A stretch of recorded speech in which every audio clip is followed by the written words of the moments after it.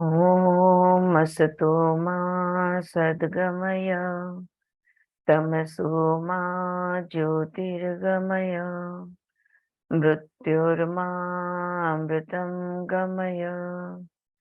ॐ शान्ति शान्ति शान्तिः।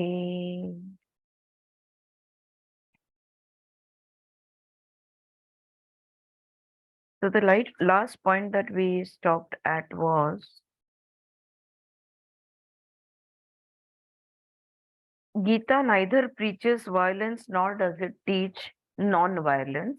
It helps us to learn that life is for living. हाँ, ये बात को मैंने जितने जन अपने वीडियोस ऑन कर सकते हो प्लीज कर दोगे तो अच्छा रहेगा। हाँ, सिर्फ अंजलि दिख रही है मुझे, बाकी कोई है नहीं।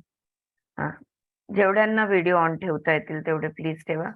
माझ्या समोर असलात तर मला बोलायला जरा हुरूप येतं, जरा I need your energy of response या। तो माझा आहे व्हिडिओ, पण मी एक मेसेज करते. नाही, काही हरकत नाही या। स्वातीला मेसेज करते. हो, तुझं समजलं मला स्वाती। ओके ओके, हाँ सीमा अपना फोन एडजस्ट कर लो ताकि आप दिखो मुझे। हाँ, आप दिख नहीं रही हो ठीक से। या that's nice. All right. Anybody else who can keep their phone on, please put your videos on. All right. So कल हमने जो लास्ट मुद्दे पे बात की थी वो ये था कि भगवत गीता ना हिंसा की बात करता है ना अहिंसा की बात करता है। भगवत गीता हमें ये समझाता है कि जिंदगी जीने के लिए है। और इस बात पे से मैंने कहा था कि जैसे ना हमें सात्विक, हम सब संसारी लोग हैं, हमें न सत्व में घुसना है न तामसिक रहना है, हमें राजसिक यानी पाथ ऑफ एक्शन, हमें कर्म करते रहना है। जिंदगी जीने का नाम ही जिंदगी है। ऑलराइट। अब बहुत बार ये सवाल उठता है, जैसे कल भी मैंने बताया कि what is the purpose of my life. लोग ना जब सब कुछ खाके पीके सुखी रोटी कपड़ा मकान सब पा लिया है, फिर सोचते हैं यार मेरी जिंदगी को कोई मतलब है कि नहीं है। Does my life have a purpose? Why am I living this life? कुछ तो होगा जिंदगी में, मैं कर क्या रहा हूँ, कर क्या रही हूँ। ये सॉर्ट ऑफ सवाल हमारे जीवन में हमें आता है कई मोड़ पे कि what's happening with my life, what sort of a life is this, right. आगे वो बहुत सुंदर कहती है, and I am coming to the next question. तो अगला सवाल ये उठता है, what is the cosmic purpose? इस ब्रह्मांड में एक में इंडिपेंडेंट कॉन्शियसनेस, इंडिविजुअल कॉन्शियसनेस, एक आत्मा, मैंने जन्म लिया है इस ब्रह्मांड में, मैंने एक काल में, एक स्थल में मैं आया हूं या आई हूं। तो क्या ये ब्रह्मांड का कोई नियोजन है? क्या ब्रह्मांड का कोई ध्येय है कि मैं ये क्या कर रही हूँ यहाँ पे? या is it only fighting evil और injustice and defending the good? तो क्या जिंदगी सिर्फ अहिंसा के, अरे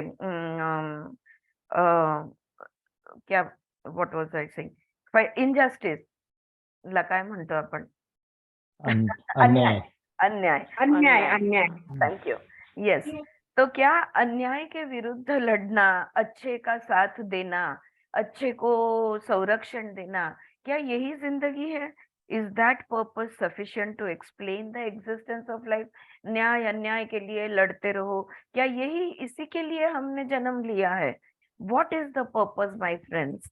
क्या है जिंदगी का ध्येय, मकसद क्या है, हम क्यों आए हैं यहाँ पे? What is the purpose, what is the motivation? क्यों हम जिंदगी जीते रहे?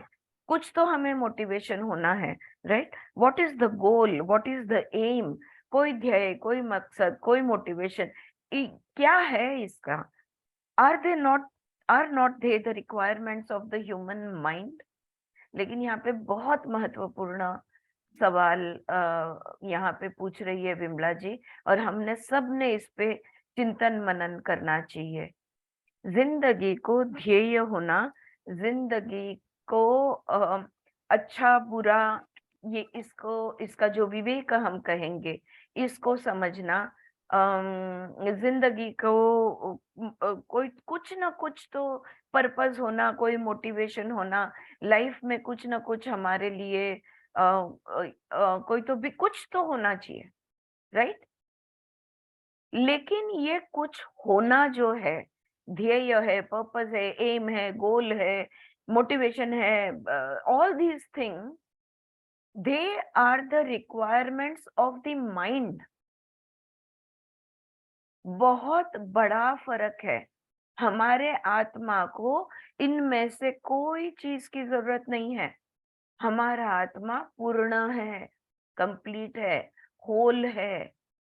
Really, does our soul need all these things? And our existence is life, and life is soul. सब समानार्थी शब्द है। इनको जरूरत नहीं है, फिर किसको जरूरत है इन चीजों की? ये तो मन की जरूरतें है, हमारे माइंड, ह्यूमन माइंड की जरूरत है। Why should life require any purpose for its existence और मूवमेंट? कुछ भी गतिशील होने के लिए, जिंदगी जीने के लिए कोई ध्येय होना जरूरी है? बहुत बड़ा सवाल है। और सच में इस पे चिंतन मनन किया जाए कि क्या जिंदगी को सच में किसी भी चीज की जरूरत है क्या? Does a smile require a purpose? क्या मुस्कुराने की कोई वजह हो सकती है? हाँ, what purpose has a smile? The emergence of a smile, the flowering of a smile, the beauty of a smile। चेहरे पे मुस्कान आने के लिए, चेहरा मुस्कान से खिल उठने के लिए, एक एक मुस्कान की जो सुंदरता है, क्या इसके लिए हमें कोई पर्पस की, कोई ध्येय की, कोई कारण की जरूरत है?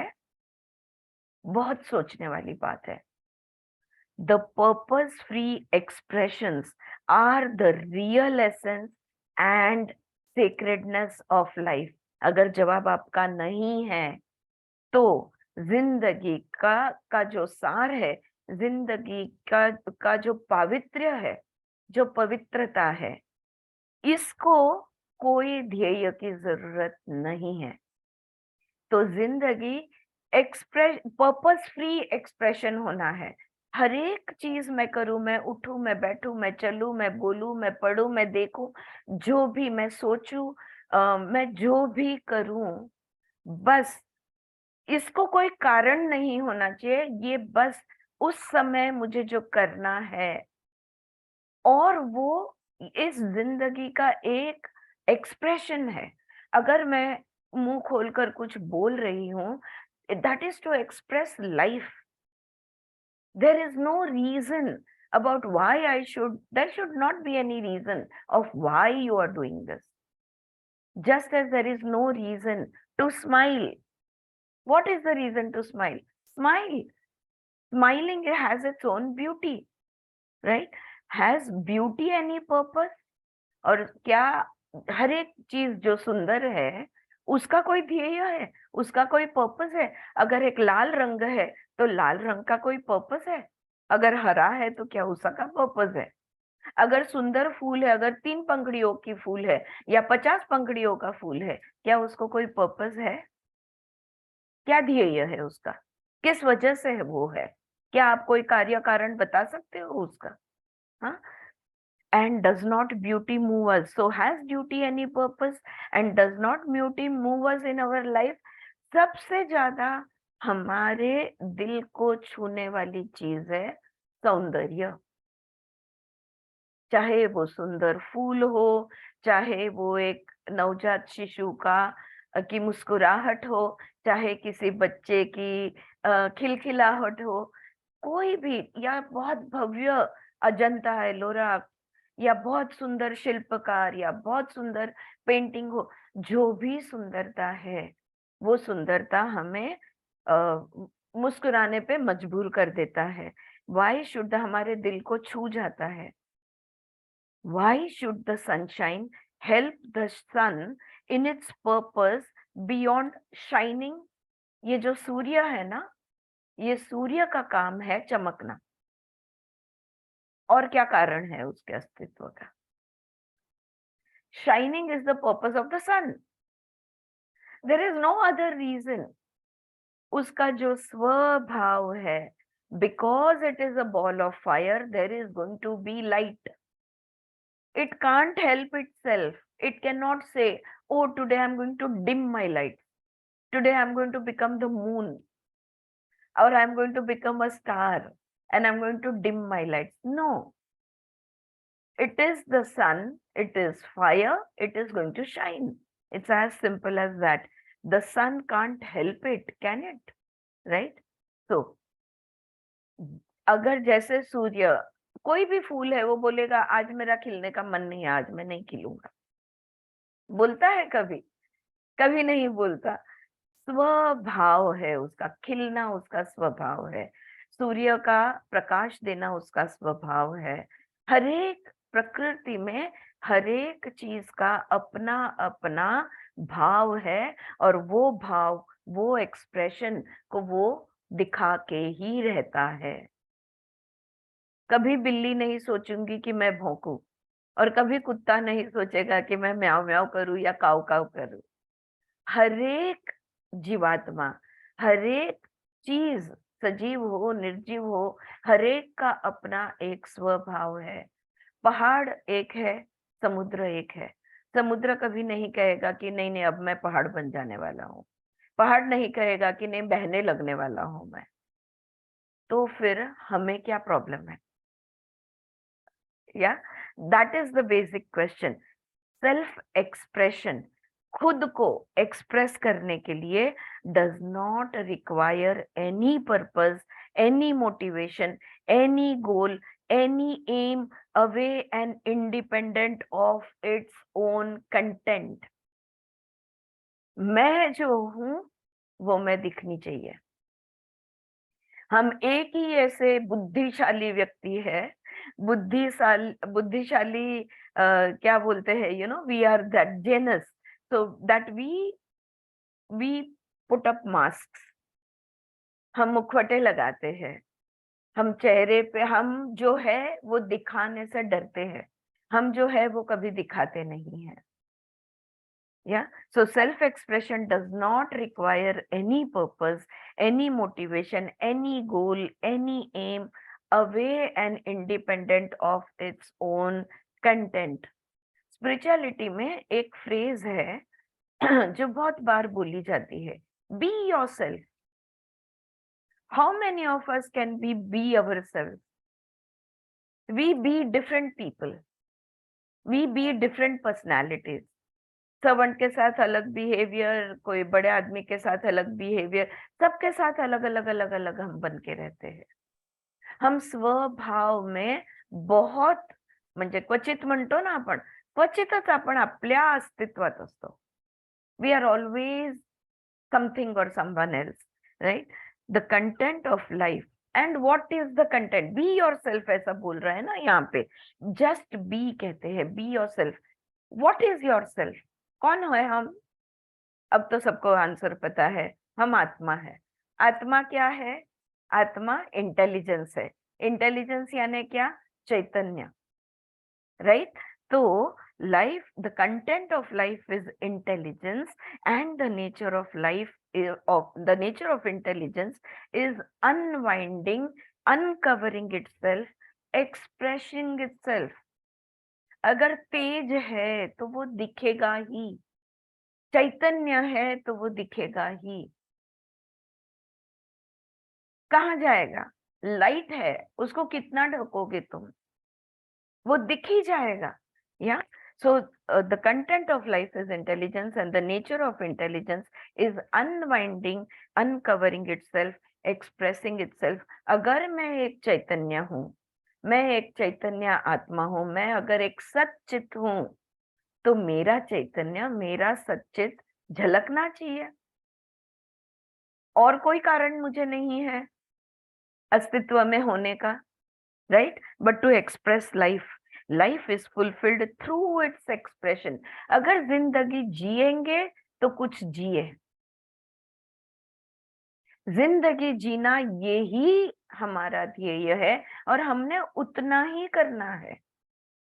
That's all we need to do. Yeah, so it does not express itself.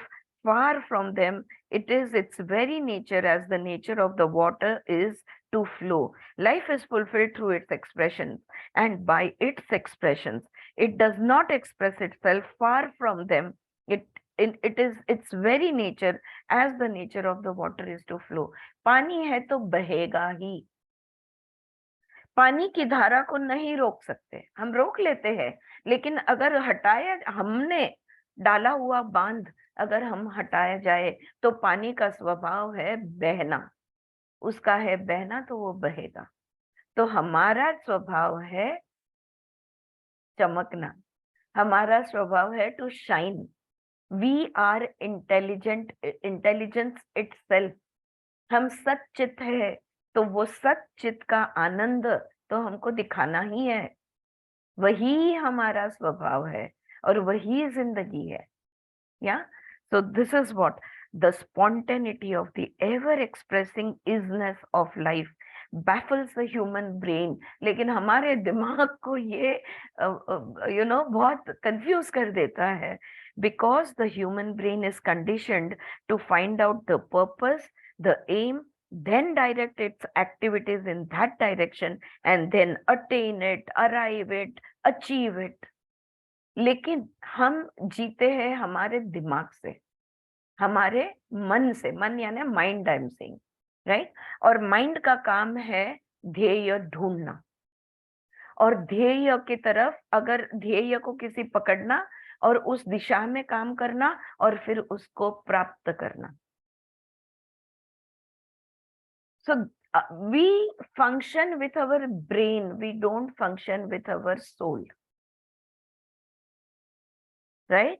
And जब तक we are functioning with our brain, our mind will ask for a reason, for a purpose, for a aim, for a goal, for a motivation, everything it will keep asking. और एक बार दिशा मिल गई तो फिर उस दिशा में उस चीज को प्राप्त करने के लिए निकल पड़ेगा. That's how we live our life. The human brain is conditioned. लेकिन हमारा दिमाग जो है हमारी आत्मा की तरह असीमित नहीं है, हमारा दिमाग सीमित है, अनंत नहीं है. It is very very limited. Our brain is conditioned, और ऊपर से उस पर इतने सारे कर्म संस्कार हुए हैं, तो उसके इतनी कंडीशनिंग हुई है कि वो कंडीशनिंग के हिसाब से, मूढ़ गुण जिसको हम कहेंगे, उसके हिसाब से ही वो चलते रहता है. क्या करता है हमारा दिमाग, क्या करता है हमारा mind? It builds up laws and criteria. ये सही है, ये गलत है, ये अच्छा है, ये बुरा है, ये करना चाहिए, ये नहीं करना चाहिए, ये न्याय है, ये अन्याय है. सारे द्वैत को हमारा दिमाग खड़ा कर देता है. कुछ भी अगर है तो उसका ऑपोजिट होना ही है, उसके बगैर हमारा माइंड वर्क नहीं कर सकता. इट बिल्ड्स अप लॉज, और फिर वो नियम बनाता है और क्राइटेरिया बनाता है, कंडीशंस डालता है. ये परिस्थिति होगी तो ही ये होगा, ये अगर परिस्थिति नहीं है तो ये नहीं होगा. That is why it constructed logic, the law of causation, the science of ethics and moralities. हमारे दिमाग ने ये तर्क वितर्क निकाला है, ये लॉजिकल एनालिटिकल रीजनिंग, ये सब हमारे दिमाग से निकली हुई चीज है. और फिर उसमें से कॉज एंड इफेक्ट, ये जो कार्य कारण भाव है, वो भी उसी में से तैयार हो गया. और फिर हम नीति की बातें करते हैं, एथिक्स की बातें करते हैं, मोरालिटी की बातें करते हैं. So these are the psychological requirement of human beings. ये नीति नियम, ये सब चीजों की मुझे जरूरत नहीं है. मैं कौन? मैं आत्मा, मैं सच्चित, मैं चैतन्य, मैं प्योर कॉन्शियसनेस. मुझे इसकी जरूरत नहीं है. फिर इन चीजों की किसको जरूरत है? मेरे माइंड को, मेरे मन को, मेरे दिमाग को. These are the psychological requirements of the human beings. The human mind cannot function without a motivation. बहुत सिंपल सा उदाहरण देती हूँ. हम सब योग शिक्षक बहुत सारे यहाँ पे हम लोग बैठे हैं. अगर ग्रुप में योगा के लिए जाते हैं तो 100% अटेंडेंस हो सकता है, लेकिन अकेले में योग करना, खुद का योग अभ्यास करना नहीं होता। दिमाग को मोटिवेशन चाहिए। देखो कोई भी साधना आप ले लो, अगर ग्रुप में साधना करते हैं तो ग्रुप एनर्जी से हम गतिशील हो सकते हैं, मूवमेंट कर सकते हैं, लेकिन अकेले में कुछ करो तो नहीं होता। we find it very difficult because our brain demands motivation. मुझे क्या मिलेगा, ये सवाल होता है हमारे दिमाग का। मैं अगर ये करूंगी तो मुझे क्या मिलेगा? It always wants reward. So the mind needs reward and punishment. The soul does not need any reward, any punishment. Yeah.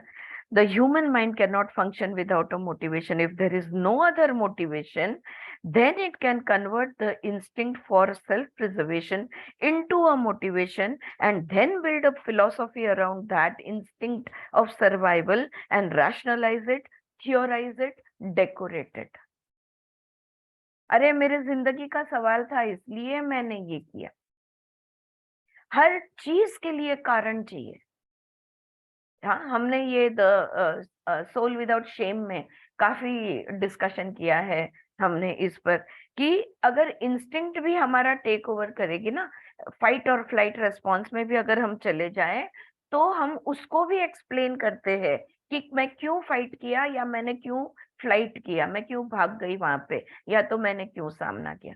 क्योंकि हर एक चीज के लिए हमें रीजनिंग चाहिए, और फिर हम उसकी थियरी बनाते हैं, उसको रैशनलाइज करते हैं और उसको सजा बजा के प्रेजेंट करते हैं।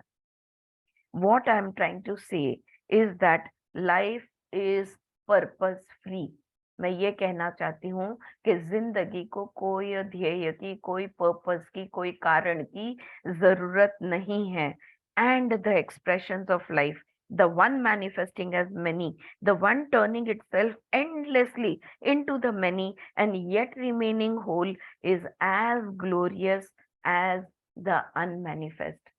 वो जो एक है जिसमें से अनेक आए हैं, वो जो यूनिवर्सल कॉन्शियसनेस है जिसमें से इंडिविजुअल कॉन्शियसनेस आए हैं, वो जो परमात्मा है जिसमें से सारी आत्माएं आई है, वो जो परब्रह्म है जिसमें से सारे ब्रह्मा आए हैं।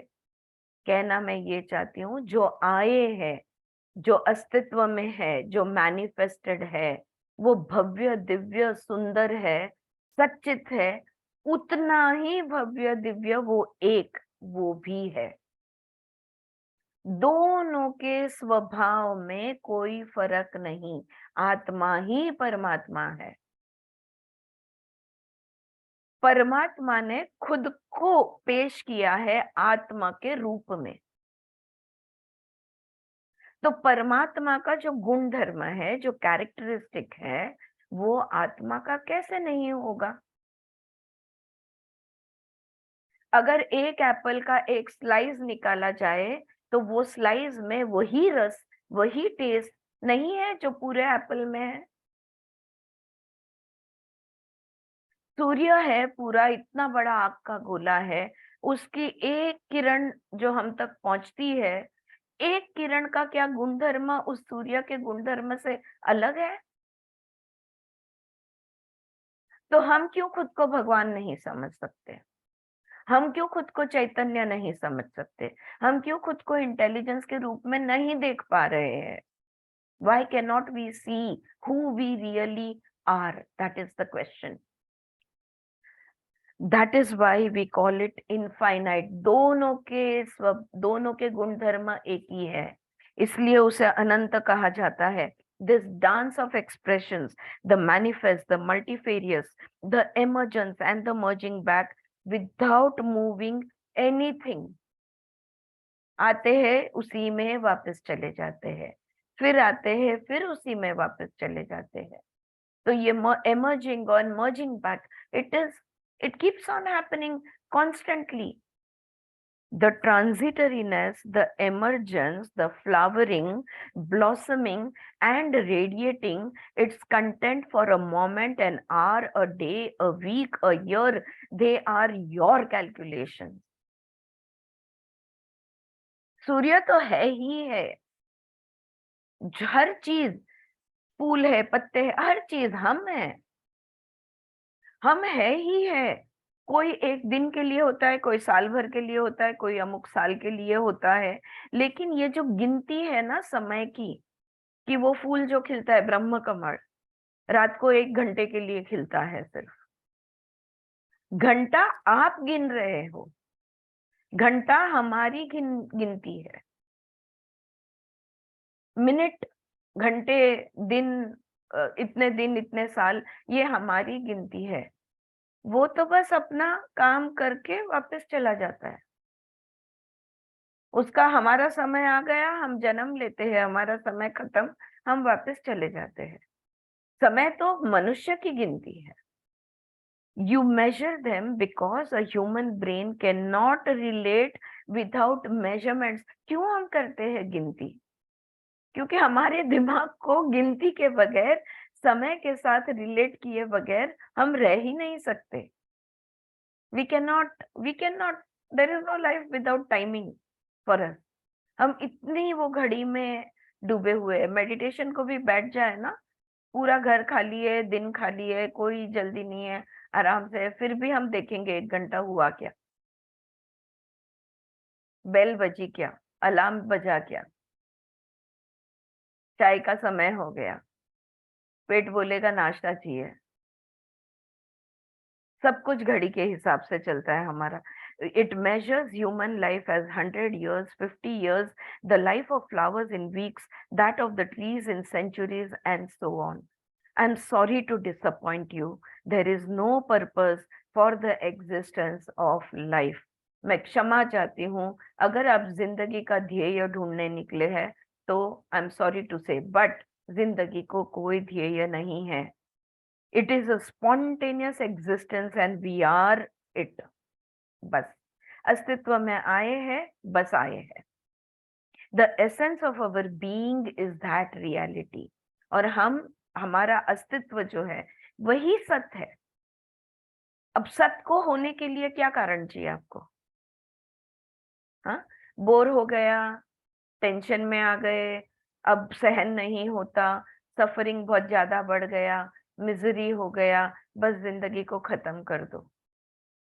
जिंदगी को खत्म करने जैसा बड़ा पाप इस दुनिया में कोई नहीं है, इस ब्रह्मांड में कोई नहीं है। क्योंकि क्या जिंदगी तुमने तुमको दी है, तो लेने का कोई अधिकार भी नहीं है, चाहे वो अपनी हो या दूसरे की हो।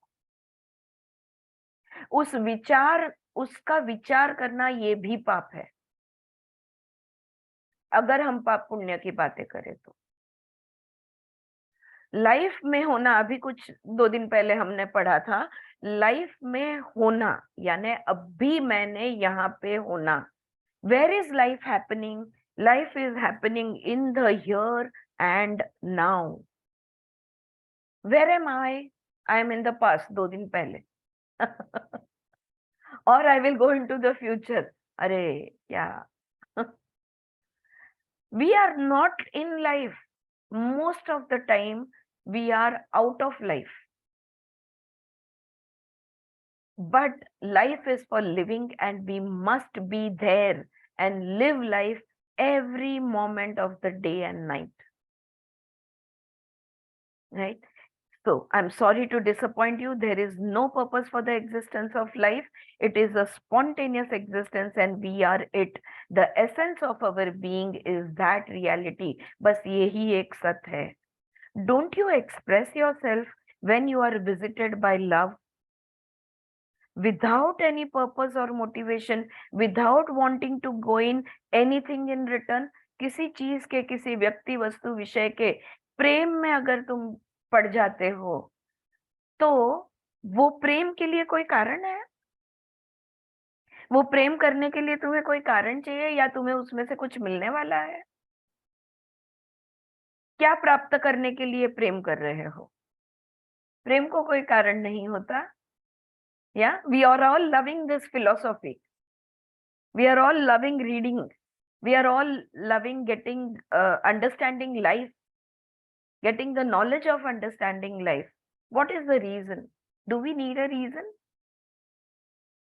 Yeah, it is that reality which is creating a compulsive urge to express itself through the tenderness of love, through the grandeur of compassion, an urge of selfless friendship. प्रेम है, करुणा है, मैत्री भाव है, इसके लिए क्यों कोई कारण चाहिए? Right? Today only I shared something that came up, that Facebook threw up. Kindness. I had written a line about kindness, तो मैंने थोड़ा और उसको इलैबोरेट किया. इतना सिंपल चीज है काइंडनेस. अगर हम सिर्फ we care. What is kindness? Showing that you care. If we can just show kindness ना, तो अहिंसा, सत्य, अस्तेय, ब्रह्मचर्य, अपरिग्रह सब अपने आप हो जाएगा. बस हमारे दिल में वो मैत्री भाव होना जरूरी है. वैसे भी पतंजलि ने मैत्री, करुणा, मुदितो, उपेक्षा इसके बारे में बात की है. हाँ, चित्त प्रसादन बताए हैं. So, do you see, it is that reality which is creating a compulsive urge to express itself through the tenderness of love, through the grandeur of compassion, an urge for selfless friendship. Do you see how man groups for fields of expression without motivation and glorifies mother's love for the child, that of the beloved and the lover, the love between friends, the love of sages for humanity, the compassion of sages and yogis for humanity? Yeah. So this is what she is asking.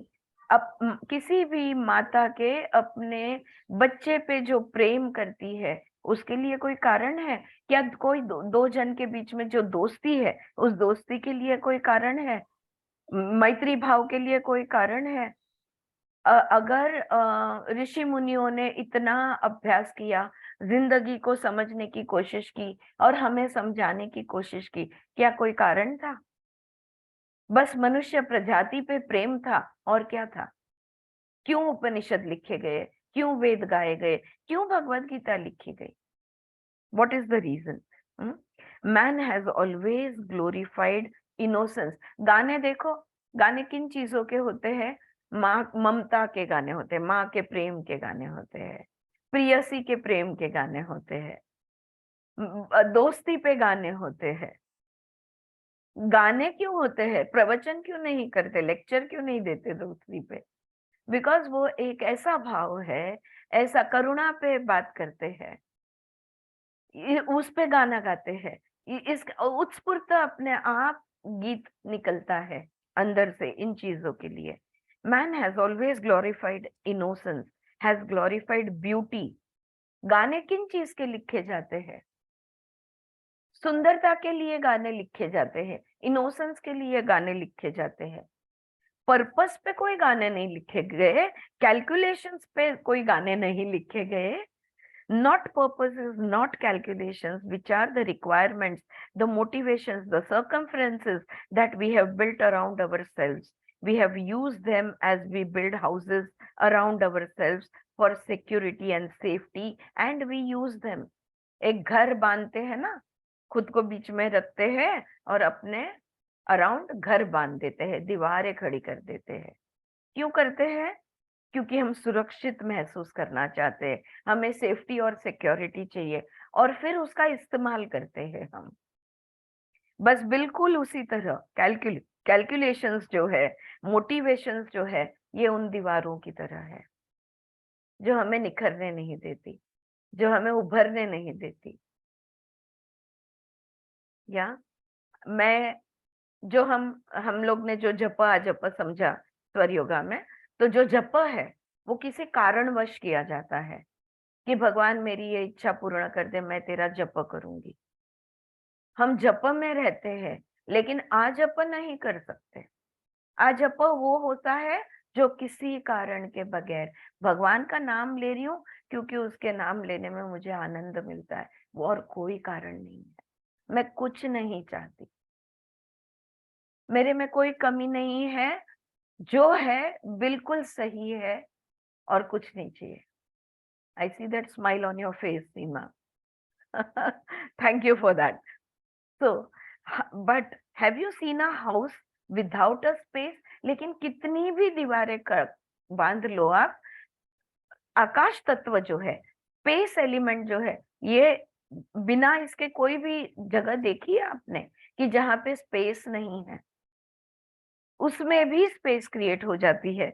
So purpose is a limitation. Purpose मत पूछो, purpose जो है ये हमें limit कर देगा। Which can not reach the intelligence.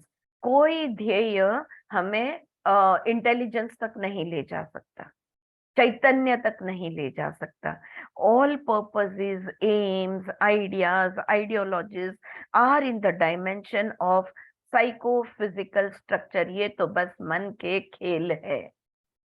ये जो मन, शरीर, बॉडी एंड माइंड का जो यूनिट है, इस यूनिट का वो खेल है। हमें कोई वो हमें सीमित करेगा। So the life and so purpose is a limitation which cannot reach the intelligence, and life is structure free.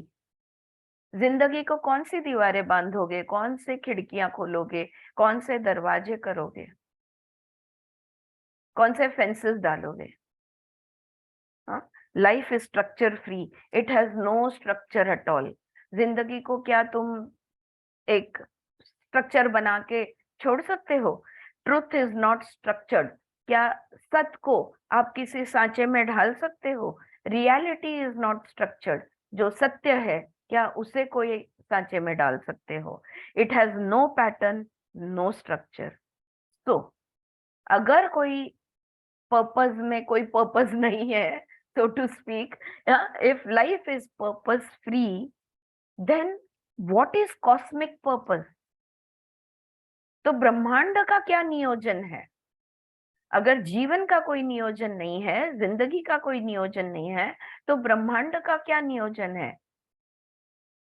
No purpose, कोई नियोजन नहीं है। वो अपना, उसकी जो चैतन्य है, उसका जो, उसकी जो क्षमता है, वो क्षमता को वो दर्शा रहा है। I am a beautiful presentation of God.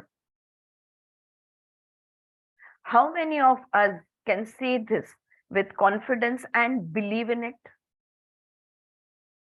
And if I am भगवान का मैं प्रसाद हूं, तो मेरी जिंदगी एक प्रसाद है, तो वो कैसे जीऊंगी मैं? एक प्रसाद की तरह। जो भी खाएगा, जो भी सहभाग होगा, जो भी मेरी लाइफ में आएगा, सब धन्य हो जाएंगे। ऐसा हम क्यों नहीं सोच सकते? इस तरह से हम क्यों नहीं जी सकते? Such beautiful questions that Vimla ji is asking over here. Amazing ones. So, what is the cosmic purpose? No purpose. In the same way, we, the human beings born in society, encased in forms, are limited not only by external limitations, but we are limited within also by physical and psychological inheritance. There are limitations because inheritance stimulates various trends, traits, peculiarities, characteristics, idiosyncrasies, and have momentum, the momentum of biological impulses. Simple बात करें, हमने जब जन्म लिया तो हम शरीर के अंदर कैद हो गए, ऊपर से मन डाल दिया, तो मन से तो और भी ज्यादा और एक ताला लग गया, फिर समाज का एक ताला लग गया। सब सब चीज सिर्फ बाहर से हम सीमित नहीं है। आज मुझे अगर इंडिया छोड़ के बॉर्डर क्रॉस करना है, तो सोचो आप मुझे कितने डॉक्यूमेंट्स चाहिए, right? Everywhere we are limited, not only from outside, we are also limited from inside. मैं कितना भी चाहूं, अब भी मैंने आपको 2 मिनट पहले कहा, कितना भी चाहूं कि आज बस मैं मेडिटेशन में अनलिमिटेड टाइम के लिए बैठूंगी, मेरा पेट गुड़ गुड़ गुड़ गुड़ करेगा, मेरा गला सूख जाएगा, बोलेगा पानी दे। ये अंदर की लिमिटेशन है। प्यास, भूख, निद्रा, नींद, सेक्स, हाँ, ये जो अंदर की जो जरूरियातें हैं हमारी, ये हमें असीमित होने से रोकती है, तो हम सीमित ही होते हैं। पूर्व संस्कार है हमारे, वो भी हमें रोकते हैं।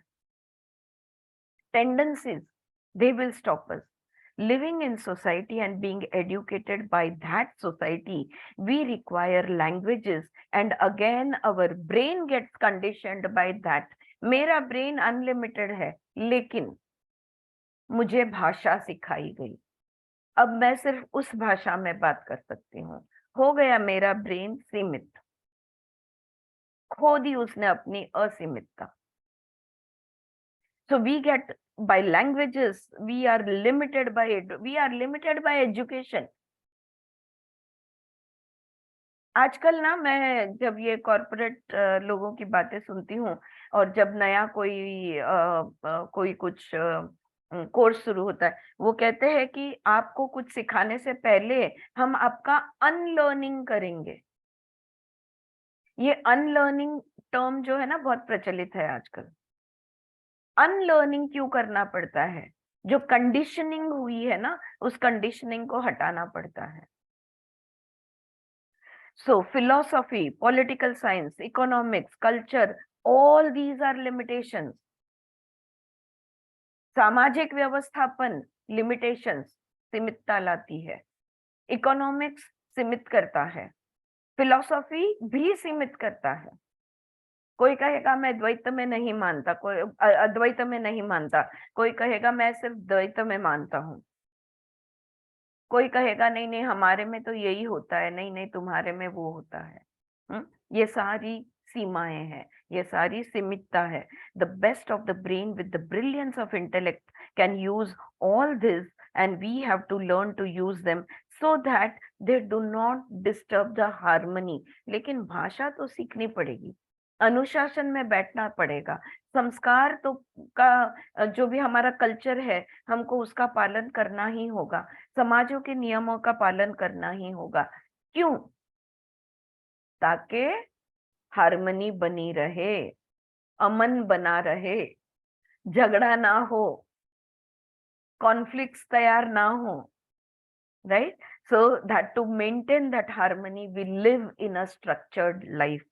There seems to be a music of harmony floating in the cosmos, in the ether as it were, whether it is the earth or the oceans, in the water, in the principle of fire, or the principle of sound, or the principle of the emptiness of space. They seem to cooperate with one another in a majestic, harmonious way. अब हम, government ने अगर हमें 18 साल 21 साल नियम डाल दिए हैं, अगर हम उसको भी तोड़ने की कोशिश करते हैं, टैक्सेशन के नियम, इसके नियम, उसके नियम, अगर अनुशासन कोई है, अगर नियम कोई है, तो वो सिर्फ एक अमन बनाए रखने के लिए ही होना चाहिए। अगर जो नियम से अमन नहीं बना रहता, हार्मनी नहीं क्रिएट होती, उसको तोड़ना, छोड़ना जरूरी है। ये ब्रह्मांड में कोई ऐसी चीज नहीं है जो नियमितता से नहीं होती। आप सूर्य ले लो, आप पृथ्वी का रोटेशन ले लो, सारे ग्रहों का रेवोल्यूशंस ले लो, आप जल ले लो, अग्नि ले लो, वायु ले लो, हर एक तत्व को ले लो। जैसे कि एक high tide and low tide, चंद्र का और जो समुद्र का है, उसका नाता देखो, उसका संबंध को देखो। हर एक चीज से जुड़ी हुई है, कोई ऐसा नहीं है जो किसी से नहीं जुड़ा हुआ है, और हर एक चीज जो एक दूसरे से जुड़ी है, तो इसका एक सुंदर हार्मनी, एक बहुत ही सुंदर डांस के जैसा, एक नृत्य जैसा होना चाहिए। क्या हमारी हालचाल एक सुंदर नृत्य की तरह है? क्या हम उस तरह से गतिशील होते हैं? हाँ, रुक रुक के चलते हैं, खड़बड़ाते हैं, लड़खड़ाते हैं। That's how we move. And look at how the cosmos moves so beautifully. The moon will come and the sun will come and the waters will rise and then they will fall. And look at the seasons. Everything is in harmony in the cosmos. Why? because they cooperate with one another. They retain their individuality. सूर्य कभी समुद्र नहीं बनेगा, सूर्य सूर्य ही रहेगा, चंद्र चंद्र ही रहेगा, लेकिन एक दूसरे के साथ कॉपरेट करते हैं।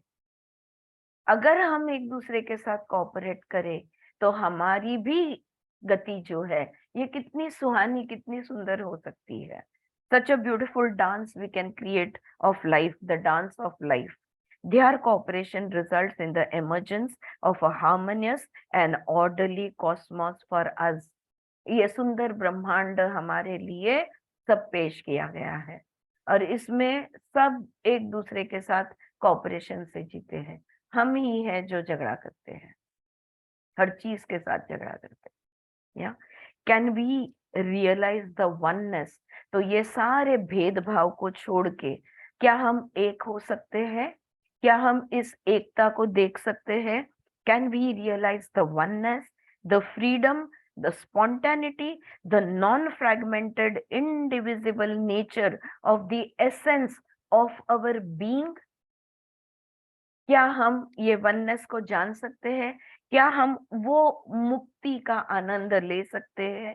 क्या हम उत्स्फूर्त जिंदगी जी सकते हैं? क्या हम टुकड़े टुकड़े बिखरे बगैर एकजुट, जो हमारा एकता है, जो वननेस है हमारे अंदर, वो वननेस है हमारा एसेंस, जो हमारा सार है, जो हमारा चैतन्य है, क्या उस चैतन्य की तरह हम जिंदगी जी सकते हैं? ये सवाल है। And on the sensual level, no, says the Gita, ये गीता पूछ रही है, and on the sensual level, on the verbal level, on the psychological level, can we function in such a way that we do not disturb the harmony, rather enrich the harmony existing in the cosmos? Sensual level यानी हमारे इंद्रियों के स्तर पे, verbal level यानी हमारे वाचिक स्तर पे, साइकोलॉजिकल यानी हमारे मानसिक स्तर पे, ये अमन बनाए रखते हुए, ये एकता को, ये सुंदरता को बनाए रखते हुए इस ब्रह्मांड की तरह भी हम जी सकते हैं? Can we remain, can we live in harmony with everybody else? अरे हमारे अंदर ही हार्मनी नहीं है, दिल एक कहता है, दिमाग कुछ और कहता है, बोलते कुछ है, सोचते कुछ है, करते कुछ है। Can we create a harmony within our selves and outside of our selves? Unfortunately we have not learn this. ये किसी स्कूल कॉलेज में नहीं सिखाया जाता, कंपटीशन सिखाया जाता है, कंपैरिजन सिखाया जाता है, वननेस नहीं सिखाया जाता। बहुत दुख की बात है, पर ये हमें नहीं सिखाया जाता। चलना, खाना, पीना, सोना सब सिखाया जाता है, लेकिन एक दूसरे के साथ हार्मनी, तुम भी चैतन्य, मैं भी चैतन्य, तुम आत्मा, मैं आत्मा, तुम्हें प्रणाम, तुम मुझे प्रणाम करो, ये हमें नहीं सिखाया जाता।